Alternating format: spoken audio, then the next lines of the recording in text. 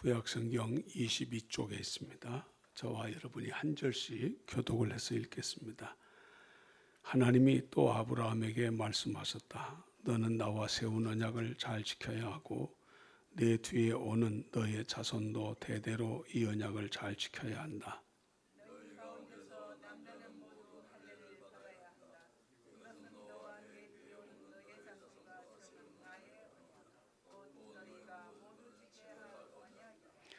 너희는 포피를 베어서 할례를 받게 하여라. 이것이 나와 너희 사이에 세우는 언약의 표이다.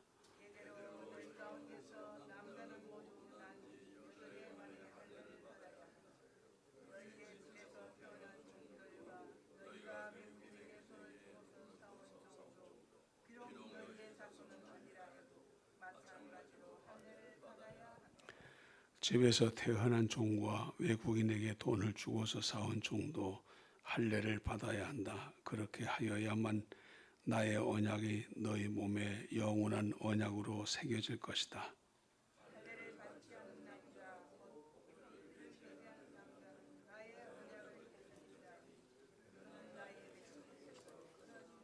아멘. 오늘 이제 한동구 목사님 나오셔서 거룩한 구별이라고 하는 설교를 해주시겠습니다.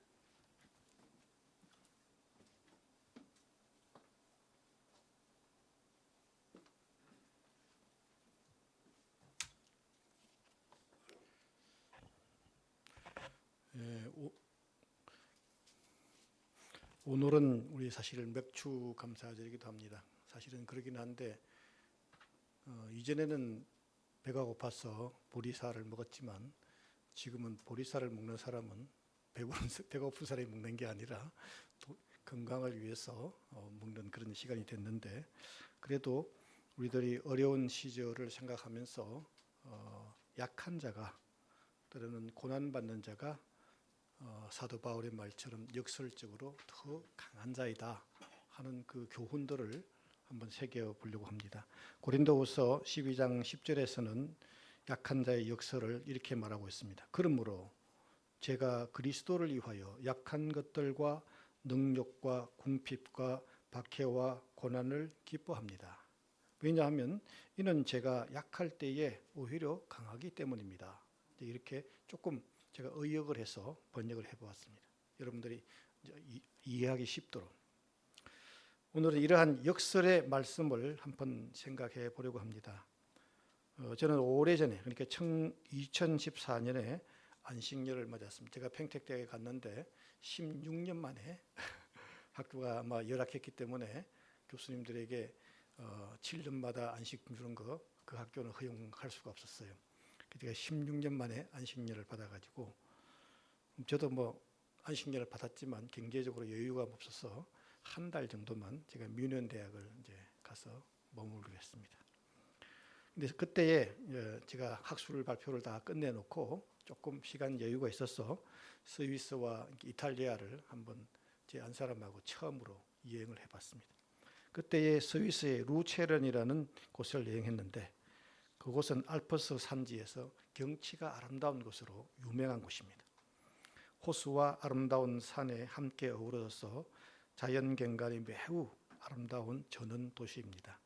산과 산 사이에는 전개되는 이 아름다운 경치는 정말로 그림과 같았습니다. 제게 만약에 경제적 여유가 있다면 그곳에서 노년을 보냈으면 얼마나 좋을까 이런 생각을 해봅니다. 지금 제가 받는 연금으로는 절대로 불가능한 곳입니다. 저는 이 루체른에서 내려가지고 등산 철도를 타고 해발 2132m, 꽤 높은 곳입니다. 이 높은 산을 올라갈 때 필라투스 굴룸이라는 곳을 올라가게 됐습니다. 이 높은 곳에 그냥 걸어가는 게 아니고 등산 철도를 타고 산 봉우리까지 올라갑니다. 기차를 타고 올라간다는 것이죠. 높은 산을 등산 철도로 타고 간다고 생각하니까 매우 신기하기도 했었습니다. 등산 철도를 타고 가는 동안에 스위스의 아름다운 자연 풍경에 상당히 매료되었습니다. 야, 정말 아름답다 이런 생각이 들었습니다. 그런데 이상한 광경을 하나 목격했는데, 기차에서 아래쪽으로 내려다 보니까 험한 낭떠러지 위로 이제 기차가 가고 있습니다. 그런데 그 낭떠러지에 좁은 조그마한 길들이 있는데 그 길 사이로 소들이 왔다 갔다 하고 있었어요. 소들도 등산을 하나 이런 생각을 했습니다. 나중에 알아보니까 그 소들은 봄에 방목을 하고 그리고 그 산을 위로 올라갔다가 그리고 이제 가을에 다시 돌아오는 것입니다. 만약에 저 소들이 오르다 내리다 하다가 낭떠러지에서 발을 한 발짝만 삐끗하면 떨어져서 아마 죽을 것 같았어요. 목숨을 잃지 않나 하는 그런 두려운 생각이 들었습니다. 이 흠준한 산악지역에 왜 소들을 풀어놓았을까 하는 것입니다. 하필이면 왜 산을 그렇게 험한 곳에다가 소를 풀어놓았을까 했는데 나중에 제가 알고 보니까 스위스는 전쟁을 해가지고 좋은 농토는 다 빼앗겼습니다. 남아있는 것이라곤 겨울 되면 눈이 가득히 쌓여있는 산만 남아있었어요. 그 약간의 들판이 있긴 하지만 어쨌든 그런 생각이죠. 농경지를 다 뺏긴 사람이 할 수 있는 일이라고는 산에다가 방목하는 게밖에 없었던 것들이죠. 이런 생각을 하고 있는 동안에 등산철도는 정상으로 도달했습니다. 산 정상에는 알프스의 전통을 지키기 위해서 조그마한 음악단이 있는데 우리 교회들처럼 그 사람들도 다 자원봉사들이잖아요. 요들송을 공연하고 있었어요. 저도 요들송을 한번 해보려고 했는데 아무리 해도 따라하기 어렵습니다. 요들 하는데 요들송 공연을 지켜보고 있으니까 한동안에 저는 목동들의 그 삶이 참 아름답기도 하구나 하고 생각해 봤습니다. 스위스는 알프스의 흠준한 산악지대에 놓여 있고 농토가 없으므로 근대 이전에 스위스는 유럽에서 가장 가난한 나라로 살아왔습니다. 지금은 그렇지 않죠. 그러나 이러한 열악한 자연 조건을 요들성으로 그들은 성화시키고 있었습니다. 그들은 자연 환경 조건을 탓하지 않았습니다. 희망과 아름다움으로 성화시키고 있었습니다. 저는 이런 목동들의 삶에 찬사를 보내지 않을 수가 없었습니다. 하나님 안에서는 역경은 있으나 절망은 없다. 그렇게 생각합니다. 전쟁 때 패하여 농토를 대부분 뺏겼지만 그들은 절망하지 않았습니다. 산악지대에서 목축업을 지키고 있었습니다. 그리고 땅이 없어도 가능한 산업을 발달시키려고 그들은 애를 썼습니다. 그러니까 스위스에서는 시계, 그런 종류의 정밀 기계 공업이 발달했습니다. 시계 만드는데 큰 공장이 필요치가 않아요. 그리고 금융업과 같은 산업을 합니다. 스위스 은행이 유명하다는 건 다 알고 있잖아요. 자기네들이 신용을 잘 지켜서 비밀을 잘 지켜서 금고를 아주 잘 지켰죠. 돈 있는 부자들은 스위스 은행에다가 유치한다 그런 생각이 있지 않습니까? 거룩한 구별이란 것은 모든 사람들이 절망할 때 절망하지 않고 희망을 갖는 게 그게 구별인 것입니다. 우리 동대문 교회는 참 순환과 고난의 역사를 생각지 않게 겪게 되었습니다. 다 사람들이 동대문 교회 망했다 그렇게 생각할 때 우리들은 그렇지 않다. 우리들은 희망으로 다시 일어날 수 있다. 이렇게 생각하는 게 거룩한 구별인 것입니다. 거룩한 분리란 세상의 비판과 비관과 절망을 거부하는 것입니다. 희망으로 우리는 구별되어야 하는 것입니다. 세상의 것을 하나님의 것으로 채울 수 있는 믿음이 곧 거룩한 구별인 것입니다. 오늘 우리의 본문에서는 아브라함과 하갈에게 태어난 이스마엘에게서 할례를 베푸는 사건을 보도하고 있습니다. 할례는 오늘날 유대교의 일부에서만 진행하는 종교적인 간섭입니다. 그러니까 쓸모없는 것처럼 보인다 이 말씀이죠. 그럼에도 불구하고 할례의 정신은 오늘 우리들에게 그 형태는 우리가 계속 유지해야 하는가? 구약학자들에게 늘 질문해요. 우리도 그거 해야 합니까? 저는 단호하게 얘기합니다. 필요 없습니다. 그러나 성경이 그 할례를 보도할 때는 다 이유가 있고 그 정신이 있는 것이다. 그 정신을 우리가 계승하자. 이렇게 제가 말씀드립니다. 성서에서 말하는 할례의 정신은 한마디로 요약하면 그것은 거룩한 구별의 정신인 것입니다. 고대 이스라엘에서는 할례라는 독특한 의식을 통하여 주변의 다른 민족들과 구별된다는 점을 저기 스스로 나타나기 위해서 전통을 지켜온 것입니다. 특별히 이스라엘이 바빌론의 식민지로 살아갈 때 이스라엘 백성들은 엄밀하게 이 할례의식을 더욱더 귀중하게 준수해 왔습니다. 할례의식을 통하여 이스라엘 사람들은 자신들의 거룩한 전통을 지켜나가는 것입니다. 아브라함은 주변 가나안 사람들과 다르며 바벨론 식민지 생활하는 이스라엘 사람들은 바빌론 사람들과 다르다. 우리는 이 주변에 있는 사람들하고 다른 사람들이다 하는 의식을 갖고 있는 것입니다. 우리는 오랫동안에 선교를 위해서 교회와 세상이 같다라고 자꾸만 주장했는데 저는 이제 그만했으면 좋겠어요. 세상은 교회와 완전히 다른 곳이다. 그런 생각을 가져야 됩니다. 구별되어야 하는 것입니다.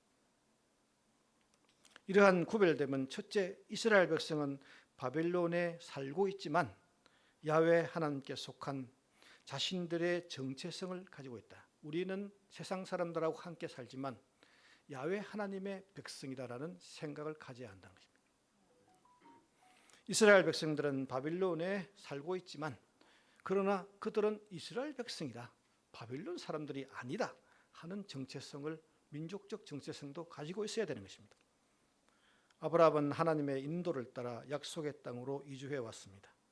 그때까지 이 할례를 베푸는 그 시간까지 농토를 한 치도 갖지 못했습니다.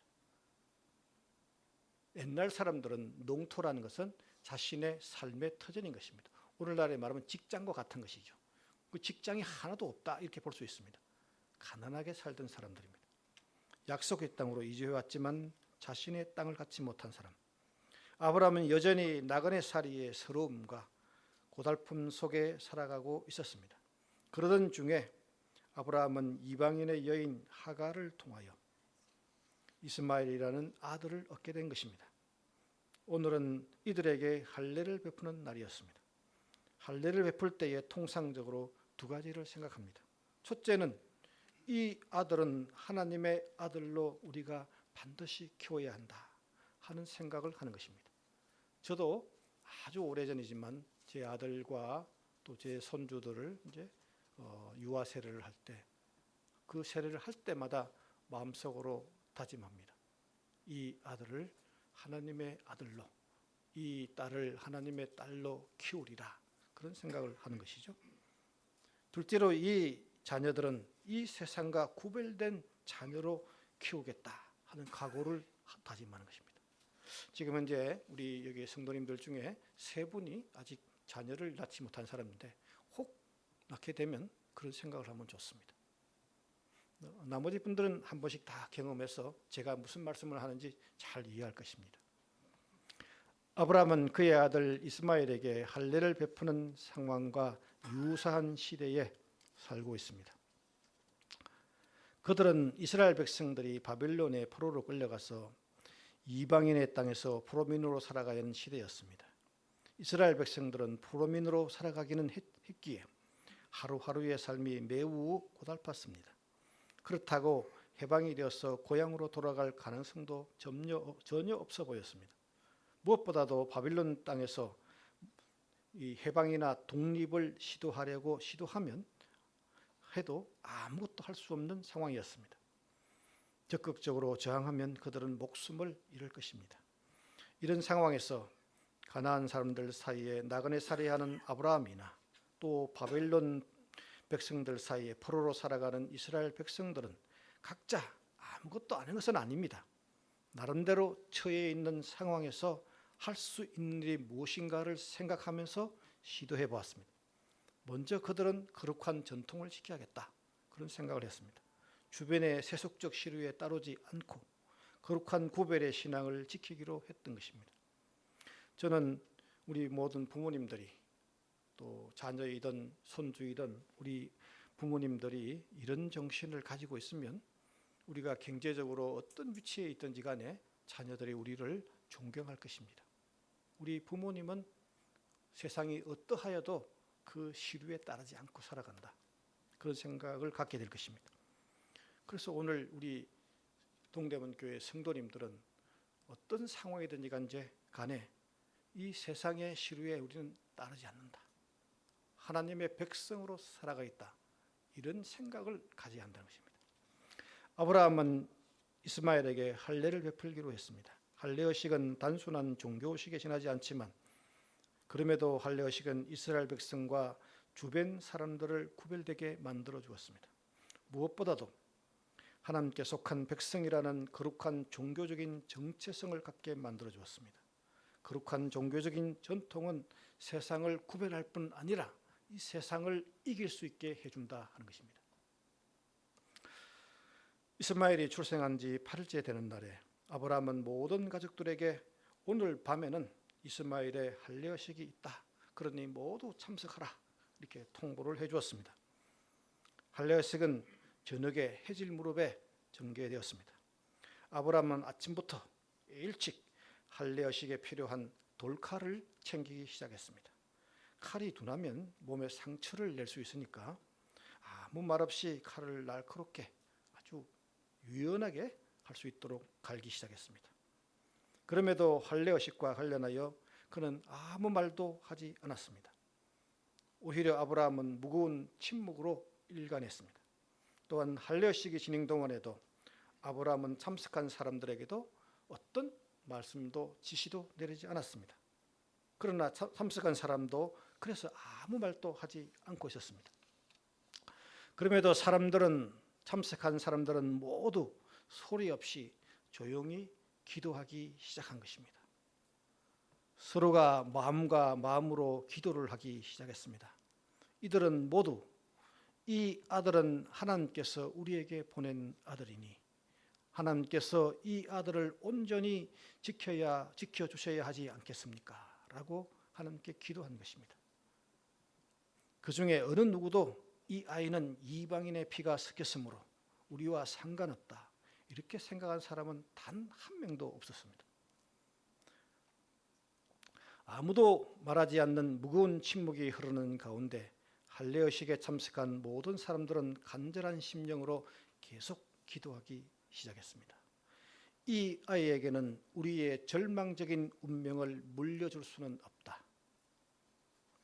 희망이 없는 미래를 반복시킬 수는 없다. 하나님이여 이 아이에게 새로운 운명을 허락하여 주소서. 밝은 미래를 열어주소서라고 기도한 것입니다. 아마 우리 여기 앉아 계신 모든 성도님들이 이 예배 처소에서 다음 세대까지 가서는 안 된다라는 생각을 다 가지고 있을 것입니다.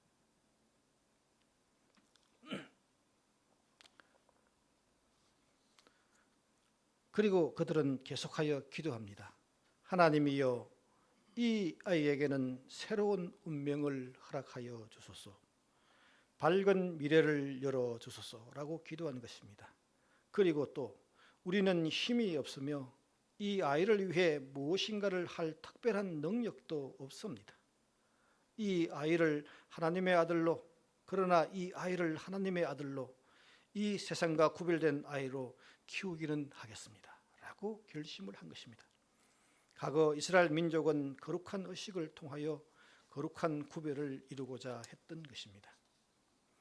이처럼 거룩한 구별의 정신이 있는 사람들은 하는 행동도 다르고 생각도 다르고 또 그들의 의식 모든 것이 구별되어서 이 세상을 이길 수 있다 하는 것입니다. 이 구별의 정신을 한 가지만 더 제가 예를 들어서 생각해 보려고 합니다. 이 세상에는 버려진 자는 없다 하는 것입니다. 수많은 고아들이 있지만 결코 버려진 것이 아니다 하는 것입니다. 거룩한 구별이란 세상 사람들과 구별된 시선을 말하는 것입니다. 그러니까 이 세상에는 버려진 자가 없다라는 것인데 2016년 8월 꽤 오래됐습니다. 9년 전입니다. 하계 올림픽이 브라질 리우에서 열렸습니다. 이때 지구촌의 모든 시선이 한 흑인 소녀에게 몰려들었습니다. 그녀의 이름은 시몬 바일스입니다. 그녀는 체조 선수인데 올림픽 기계 체조 종목에서 4관왕에 올랐습니다. 이게 실제로 개인이 딸 수 있는 종목 4개를 다 석권한 것입니다. 그녀가 이룬 업적도 놀랍지만 더욱 놀라운 것은 그녀의 삶의 스토리가인 것입니다. 그녀의 어머니는 약물, 알코올 중독자였습니다. 그녀의 아버지가 누구인지 알지 못합니다.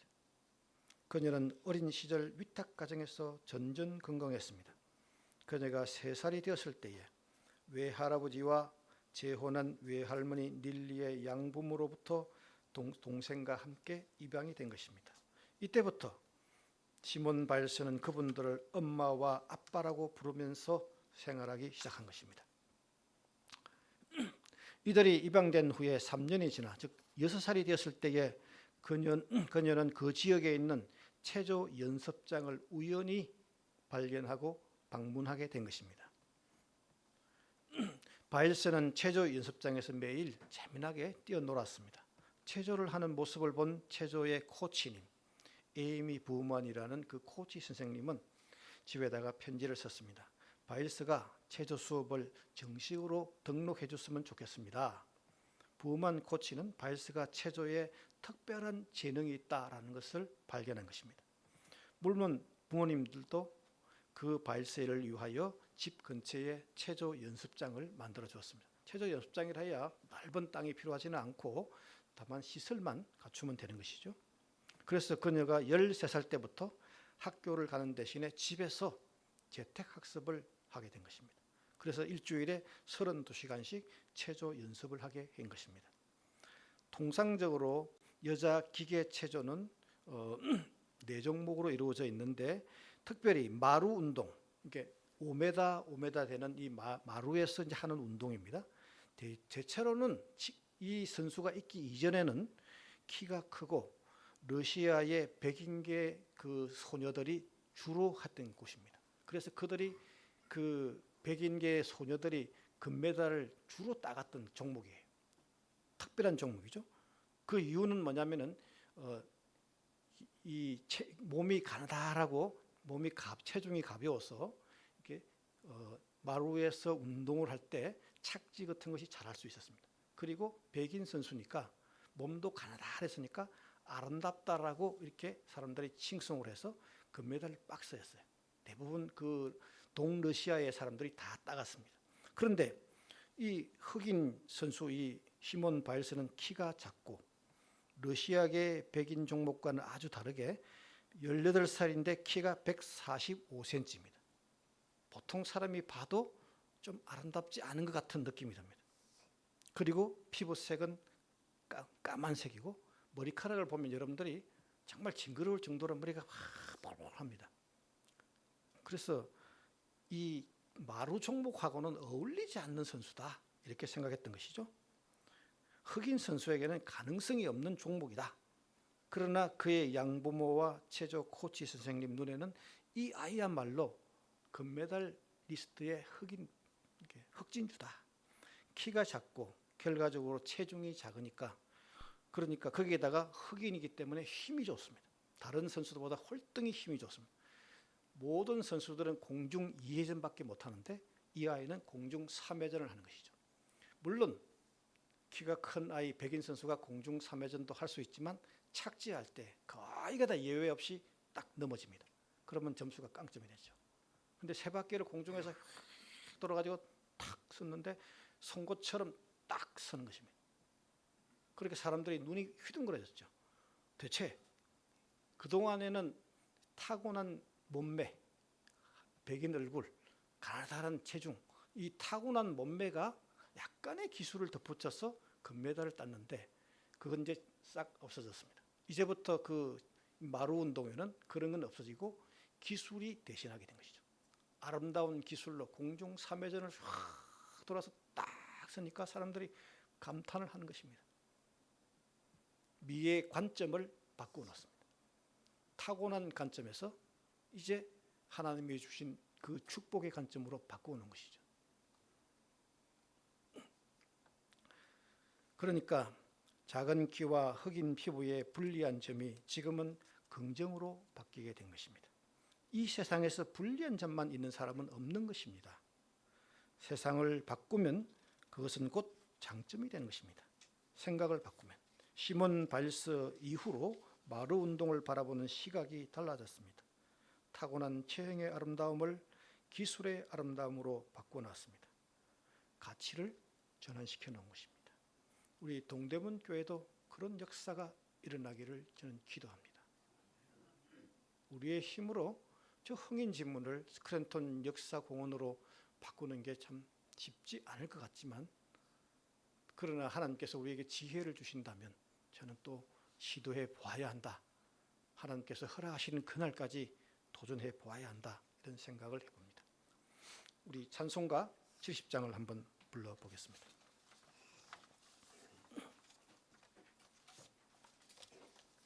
제가 1절을 하고요. 그리고 우리 피아니스트가 간주를 하고 우리 청중들이 다 같이 2절을 하고 그다음 흥금할 때 또 3절, 4절을 나중에 하도록 하겠습니다. 네, 전주해 주세요.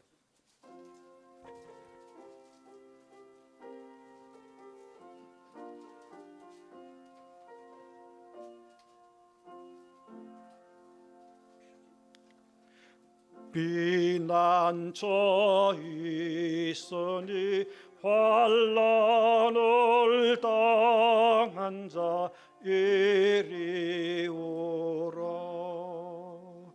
땅들이 변하고 물결이 일어나 산 위에 넘치되 두렵지 않네. 간주.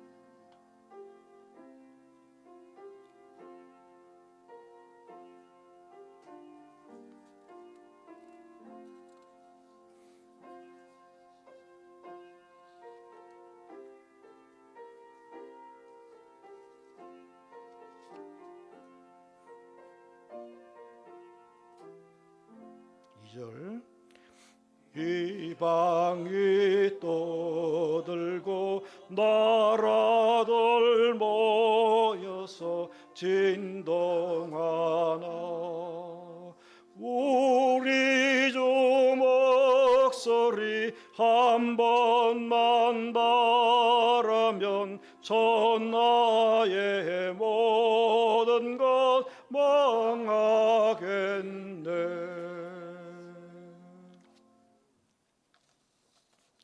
하나님은 모든 인간들을 황제와 같이 존귀한 자로 대접해 주었습니다. 이 존엄한 권리가 불행하고 불리한 조건의 시몬 발스에게도 예외 없이 나타난 것입니다. 하나님께서 우리 모두에게 이 존엄한 권리가 나타나기를 저는 기원합니다. 거룩한 분리란 세상의 편견을 거부하는 것입니다. 안 된다고 생각하는 것을 거부해야 하는 것입니다. 하나님의 가치로 그 자리를 대신해야 하는 것입니다. 그래서 저는 박성영 권사님 매우 존경합니다. 다 안 된다고 생각하는데 혼자 된다고 생각했기 때문에 저는 존경합니다. 세상의 그 거부를 거부할 수 있어야 되는 것입니다. 거룩한 분리란 저는 동대문 역사공원을 스크랜턴 역사공원으로 개명하는 일을 위해서 늘 기도하고 있습니다. 그리고 머릿속에 온통 그 생각밖에 없습니다. 세상 사람들은 불가능하다고 생각합니다. 그래도 동대문교회 성도님들은 간절한 바람으로 그 하나님께서 응답해 주기를 기도하고 있는 것입니다. 세상의 편견을 따르면 절대로 이루어질 수 없습니다. 그리고 동대문교회가 부흥하고 성장하기 위해서 또한 기도합니다. 아무리 나쁜 조건이라도 불가능한 것은 없습니다. 세상의 편견을 극복하고 그리고 궁극적으로는 하나님의 영광을 돌리는 그날까지 전진해야 하는 것입니다. 아멘. 기도하겠습니다. 자비로우신 하나님 아버지, 우리가 가난할지라도 우리가 부족할지라도 그러나 하나님의 권능을 믿고 하나님의 놀라운 은총을 믿으면서 언제나 하나님의 뜻을 따라 살아가는 그런 믿음의 식구들이 되게 하시고 또한 가치의 식구들이 되게 하시며 이를 통하여 우리들이 기도하는 그 기도의 제목이 하나님께서 응답하시는 그날까지 전진할 수 있도록 축복하여 주시기를 원합니다. 우리의 일상에서도 하나님께서 함께해 주어서 우리 모든 성도님들이 전진하고 또 전투하여 승리할 수 있도록 축복하여 주시기를 원합니다. 예수님의 이름으로 기도드렸습니다.